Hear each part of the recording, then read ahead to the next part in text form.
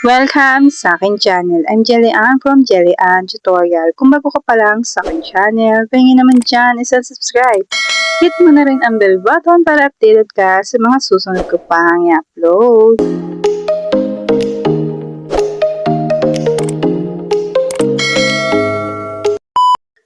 For today's video, ito po yung i-edit natin sa ating mga Gemini AI. So, yan, ganyang picture po. Couple po yan para sa New Year. So, advance Happy New Year po sa lahat. So, nandito na tayo sa ating cellphone at dito nga sa Google Chrome. Open lang natin yan. Tapos dito nga magsa-search tayo ng Gemini AI. Yung unang lalabas ang itatap natin. So, wait lang natin.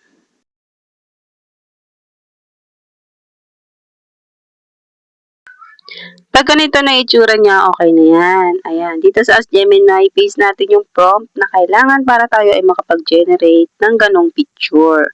So, yung prompt po na yan, ilalagay ko sa description box. Dito sa video na to, makikita po yun sa baba ng caption. Pindutin nyo po yung plus sign, upload files, and media picker at piliin nyo po yung picture ninyo. Pwede po kayong magkasama sa picture, pwede rin naman separate. Kayo na pong bahala. Basta po, mahalaga, meron po kayong picture ninyo. So, ito ay dalawa. Isang babae at isang lalaki. At wait lang natin mag-loading yung picture. At pag okay na naman yung picture, itap lang natin yung arrow dito sa baba para mag-generate na yan. Tapos, wait lang natin yung resulta. So, hindi naman yan matagal, madali lang yan.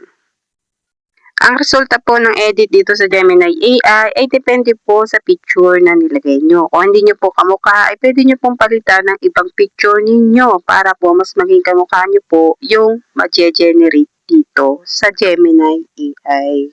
Pwede rin po kayong gumamit ng ibang app tulad ng Remake Face AI para mas maging kamukha nyo yung resulta dito sa Gemini AI. At ito na nga po yung una nating na-edit. So, ayan. At naging kamukha naman po namin yung na-generate ni Gemini AI. So, isi-save lang po natin yan. Ilang press lang po natin ng matagal. Tapos, piliin po natin yung download image para po masave po yan sa ating mga gallery. At dito naman tayo sa padalwa nating gagawin. So, dito sa Ask Gemini, pipaste din natin yung prompt na kailangan. So, ito po, ilalagay ko rin po ito sa description box para po makopy nyo. So, ganun lang po ulit. Pindutin nyo po yung plus sign, upload files, and piliin nyo po yung mga picture nyo. So, ayan. So, dahil kamukha naman namin yung nag-resulta kanina, ito uling picture ang aming gagamitin ngayon. Dito sa padalawang prompt. Ayan. Wait lang natin.